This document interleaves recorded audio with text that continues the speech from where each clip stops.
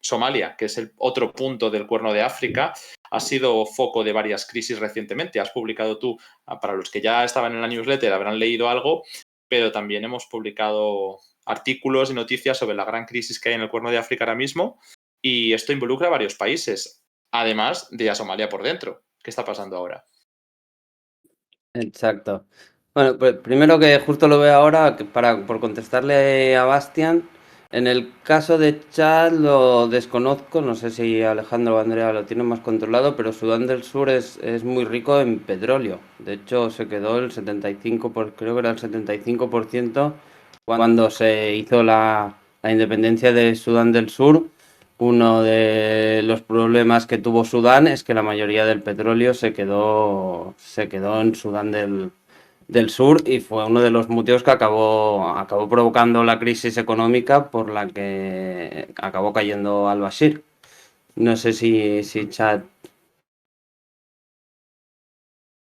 sea, No, Chad sí, tiene, pero no reservas como especialmente significativas, pero también tiene oro, uranio, y también sobre todo en cosas como la producción del algodón, que quieras que no, o sea, siempre nos concentramos como en recursos minerales, pero es el tipo de, o sea, es importante los recursos agrícolas porque pueden hacer un destrozo importante en las cadenas de suministro mundial. Pero igualmente Sudán del Sur quizás siga siendo uno de los países, irónicamente, más ricos en recursos de la zona, porque cuando, como dice Nacho, se independiza, Sudán sigue siendo dependiente a día de hoy del tránsito de petróleo de Sudán del Sur. De hecho, la guerra en uno de los dos países desestabiliza la economía del otro, porque, bueno, se interrumpe ese flujo, así que es un punto muy importante el que traía Nacho. Pero Sí. bueno, si hay algo que añadir, podemos añadirlos. Y si no, pues, Nacho, podemos ir vamos a Somalia. a Somalia.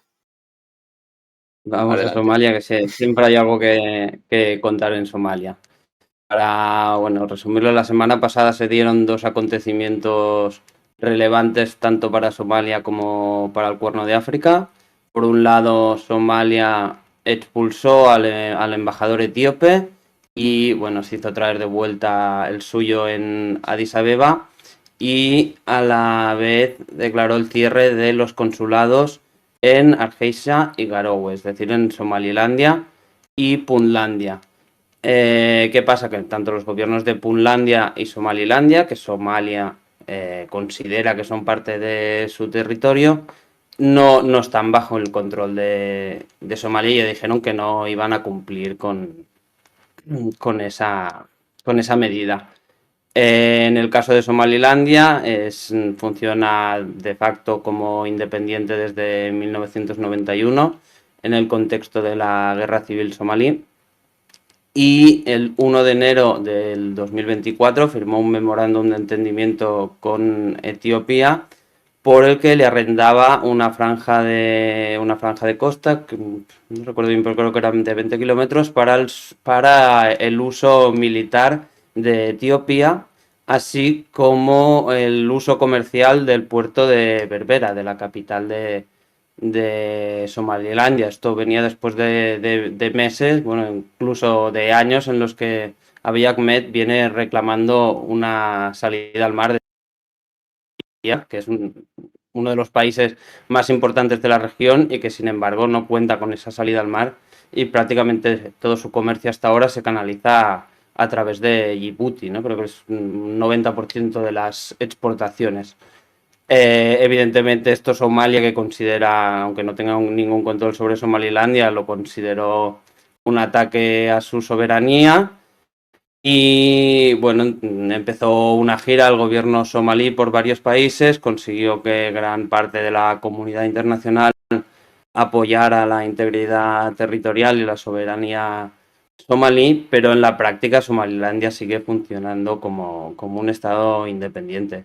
En este contexto también llega a un acuerdo con Turquía, por el que le cede la seguridad marítima de todas las aguas somalíes, y el compromiso de Turquía de entrenar y de reorganizar toda la armada somalí, ¿no? Se trata de un acuerdo importantísimo en materia militar, que además coloca a Turquía en pleno, bueno, ya lleva años en Somalia, pero de esta manera todavía consigue más control sobre Somalia. Por el otro lado, la otra región que hablamos es la de Puntlandia. La semana pasada anunció que dejaba de reconocer al gobierno central somalí. El motivo habían sido unas enmiendas a la Constitución que se aprobaron en el Parlamento somalí, por las que se daba más poder al presidente somalí y que consideró Puntlandia, así como varios ex primeros ministros, que lo que hacían estos cambios constitucionales era cambiar el sistema federal y quitar prerrogativas a las regiones. Cabe recordar que Puntlandia también tiene una amplia autonomía dentro del Estado federal somalí. Hay que destacar también que en ningún caso se puede hablar de que Puntlandia esté buscando la independencia, sino que en cierta medida busca presionar para conservar su autonomía, o al menos que el gobierno somalí, el gobierno central, sea más favorable a sus intereses. Lo que pasa es que yo aquí veo que, claro, tenemos a Hassan Sheikh Mohammed, ese gobierno de Mogadiscio, de la capital de Somalia, a veces no se puede hablar de que controlen Somalia, se ha metido en un problemón, porque él llegó al gobierno después de esas larguísimas elecciones, que hice una serie de artículos que no sé si llegaron a ser 2 años prácticamente de elecciones, y claro, lo consiguió gracias al apoyo de la oposición al anterior gobierno de Farmayo y a varias regiones periféricas díscolas con el gobierno central, como eran Jubalandia y Puntlandia, que es justo una de las que tú comentas. Pero después, cuando ha llegado al gobierno, ha perdido el apoyo de todos, porque ahora mismo no solo tiene en contra a Farmayo, que por supuesto ahí sigue, aunque ya no tiene el peso que tenía antes, ha perdido el apoyo de las 2 regiones y también de las otras regiones centrales que ya estaban alineadas con el anterior gobierno, ¿no? Bueno, lo que nos hemos encontrado ha sido con un frente reciente en el que desde Hirshabelle y el suroeste, la región de Galmudug, Somalí, bueno, todavía no era tal cosa, ¿no? Puntlandia y Jubalandia querían retar al actual presidente a que retirase una reforma constitucional que es muy controvertida, porque además ahora le da poderes para hacer una cosa que su predecesor no pudo hacer, que era destituir al primer ministro, porque el primer ministro anterior fue el que medió entre la oposición y el gobierno.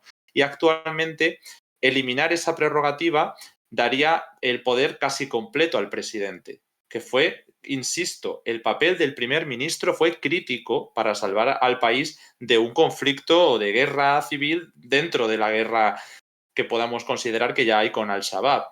Y a esto hay que añadir la guerra entre Somalilandia y Puntlandia, porque se consiguió desde Puntlandia avanzar hasta la toma de algunas localidades, como la Sanot, pero también quedó el reconocimiento de un nuevo estado, Hatumo, por parte de Somalia, que era prácticamente como intentar superponerse al poder de Somalilandia. Bueno, pues aún así no se les ha invitado desde el gobierno central de Somalia a esas conversaciones con los estados.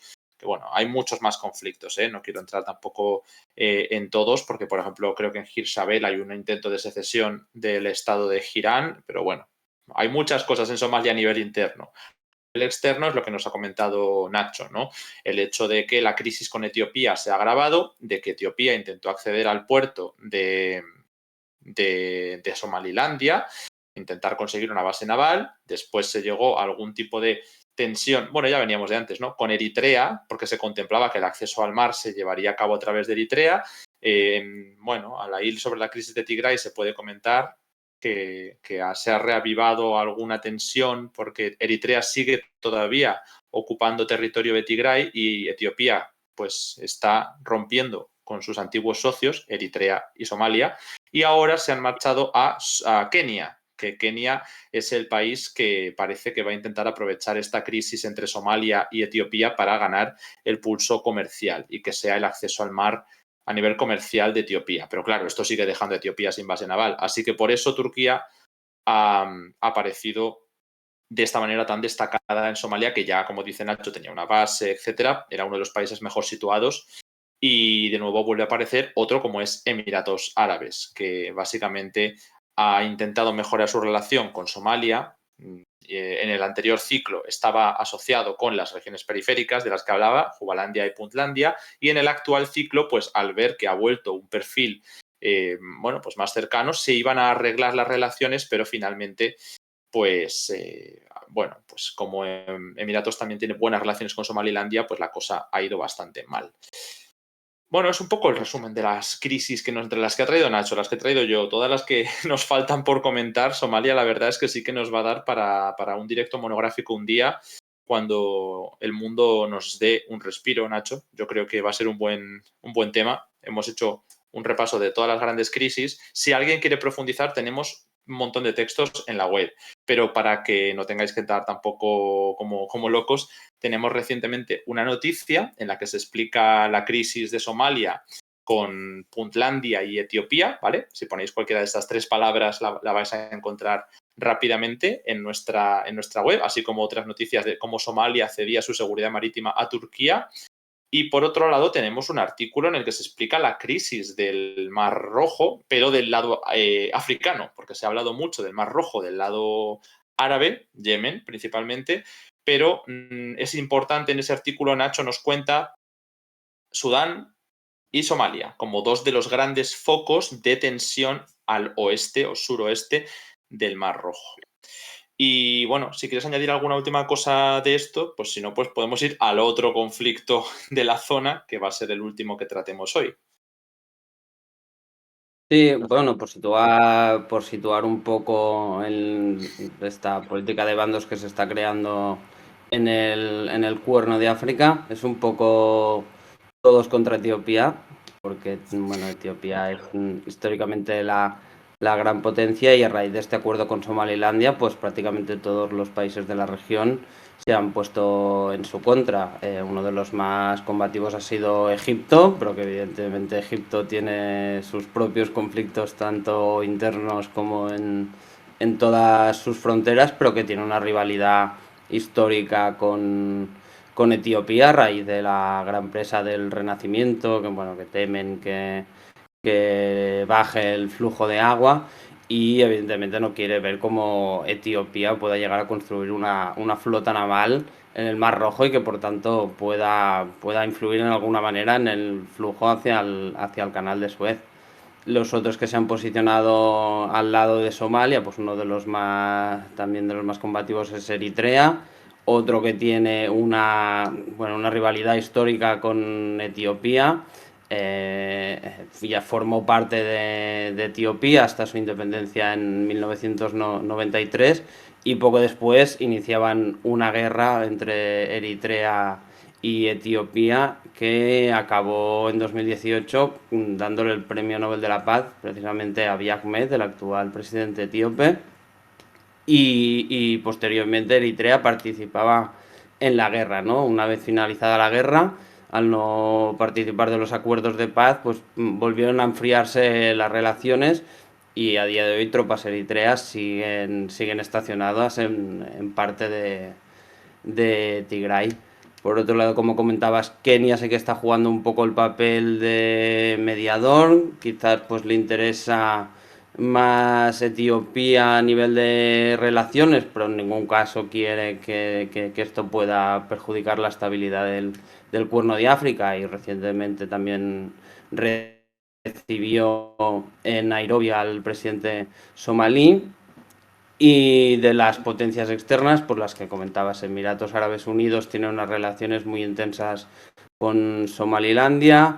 Por señalar a otras, también China ha dado su apoyo total a Somalia, por dos motivos: porque Taiwán es uno de los pocos países que tiene relaciones en alguna medida con Somalilandia, lo cual no interesa para nada a China, y porque es uno de los mayores inversores en el puerto y en el ferrocarril que actualmente lleva las mercancías etíopes a través de Djibouti, que por otra parte, pues evidentemente a Djibouti económicamente tampoco le interesa para nada este acuerdo.